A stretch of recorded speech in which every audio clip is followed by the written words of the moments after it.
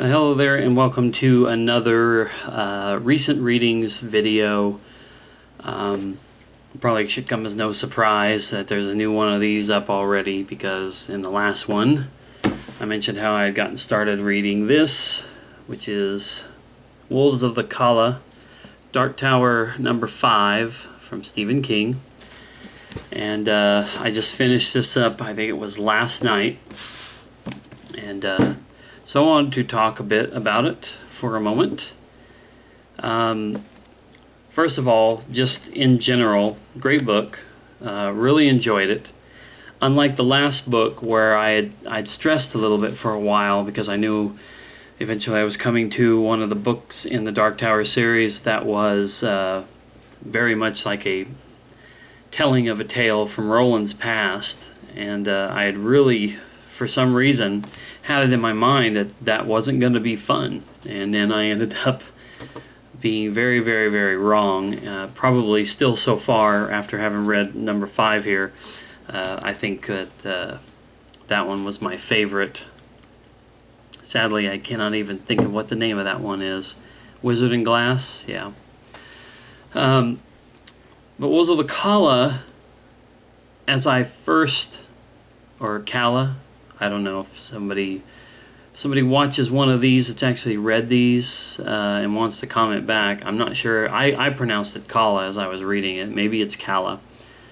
But anyway, as I started to read into this book, I had this really dreaded sense of, is this trip really necessary?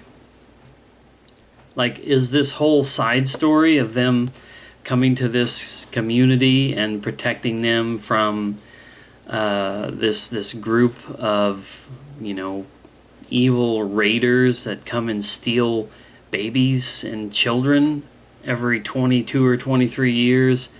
Is this really necessary? Is it really necessary to go into that much, of an in-depth story instead of concentrating on the task at hand? Well, of course, I feel like maybe it's even a little on the convenient side, but they stress very many times in this book about how it's the duty of the gunslingers to aid, people in need, which, it's like creating the perfect excuse for doing what this book does. But that being said, by the time I got to the end of the book, I was blown away. It was yet another great installment to this Dark Tower series, with some very interesting twists and turns taken in this one, unlike any of the previous books. I guess that's one of the interesting things. Every single one of these books seems to stand alone on its own as an interesting tale. Very unconventional ideas in here. I do want to mention it just so that I don't forget it. But one thing I didn't really like was, I think King wrote this book in 2002. I'm going to take a moment here to look. Well, it's copyrighted 2003, so it was probably written mostly in 2002.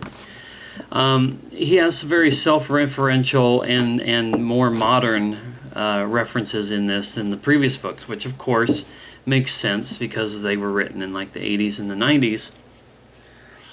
But I thought maybe a few of them were just a little too overdone. Here's spoilers, even though I've already kind of talked a little bit about stuff in this.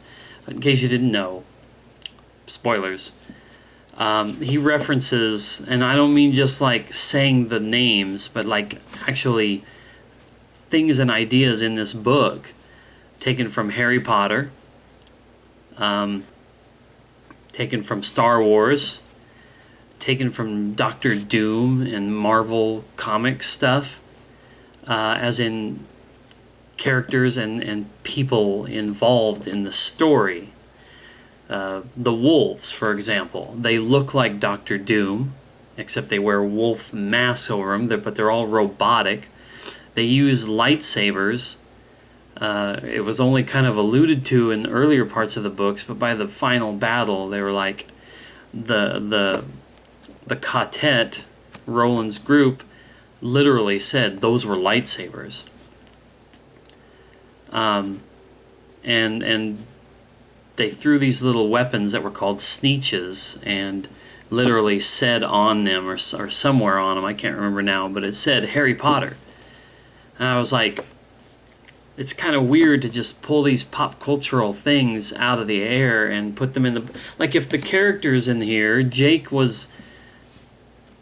came over to this world in 1977, but before Star Wars came out, because it's mentioned in one book, this one or one of the prior ones, that he just missed out on seeing Star Wars. Well, Eddie came from the 80s, so he saw Star Wars movies.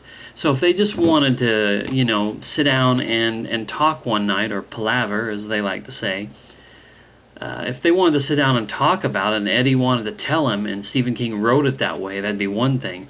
But to write that the characters in this story, in this part of the story, looked like Doctor Doom, wielded lightsabers and threw sneeches, I thought it was maybe just a little too convenient. And then on top of all that, or I don't even know if convenience is the right word, just maybe a little too easy for King to go out that way. But even more so than that, when they go on their toe dash or two dash, and they go to New York, they go a couple of different times, and there's a bookstore in New York where they go to that's pivotal to the story. Apparently now it is. And they see on a board written out front about today's specials, written like a restaurant board, but for books, which is cool. Cool idea. I mean, it's been done in the real world, in real life. I've seen that. But in the books, at one point they see, wow, I feel like I got something crawling on my face. They see books and the author Stephen King and some of his books listed on that board. I don't know. I just feel like that was just a little too much. Maybe Stephen King shouldn't have went that far with it, to actually reference himself in his own books. The Dark Tower series is loaded with, like all these different universes and all these worlds that are all held together by the Dark Tower and the beams that. And so as they're going through the stories, they're touching into a bunch of Stephen King's other worlds, other universes, other mythologies that he's created in other books that he's done. And I liked that idea. Some people have complained about that, but I rather liked that idea. But to name drop himself and to blatantly reference things like Star Wars and all that, I don't know, maybe some of that's going to make more sense later on in the books, because there's been a lot of stuff that gets thrown out there that seem to make sense later on, and I can appreciate that. But I guess that would be my biggest complaint, were those little things. Otherwise, the story was great. It ended on such a cliffhanger, sort of the way that episodic television likes to end on a cliffhanger. The way that more recently, not quite when this book was written, but not that long after either, movies like the Matrix sequels, the Marvel movies, the way that they would have that little scene at the end, and the way that, well, like especially TV shows, when they have their two-part episodes or their season finales, where you used to have to wait all summer for them to resolve. Now that TV shows have all their weird seasonal structures, it's not quite the same anymore. But the book ends like that, and the book ends rather abruptly, in my opinion. But I'm clamoring for more. Sadly, I don't know when I'm going to get book 6. I don't have it right now. Money's pretty tight, and even spending $5 or $6 on a paperback is not necessarily in the cards for me right now. So I don't know when I'll get to read book 6. I have moved on to my next book, though. Hopefully this will last me until next payday, where I might be able to entertain getting the next book. If not, I've got a lot of books laying around that I can read. But my next book up right now is George Orwell's 1984. This is, of course, a well-known classic, a book written, what, 65 years ago. I've bought this last year or the year before. I've tried to sit down and get into it a few different times. I guess I just wasn't in the right frame of mind. But when I started reading it yesterday, I was like, okay, at least looking at it from the point of reading a 65-year-old book that talks about a time that is now already 30 years gone by, right? Wow, that's hard to believe that it's already 30 years past the 1984 in question on this book, but I'll be interested in seeing what George Orwell's vision, this dystopian vision of 1984, is all about, and why it's such a classic. So anyway, thanks a lot for watching me ramble on again about another book that I read. And I can't wait to jump back into the Dark Tower with the next book, which is called Song of Susanna. So when that happens, and after I read this book, I'll be back to talk about some more. So thanks.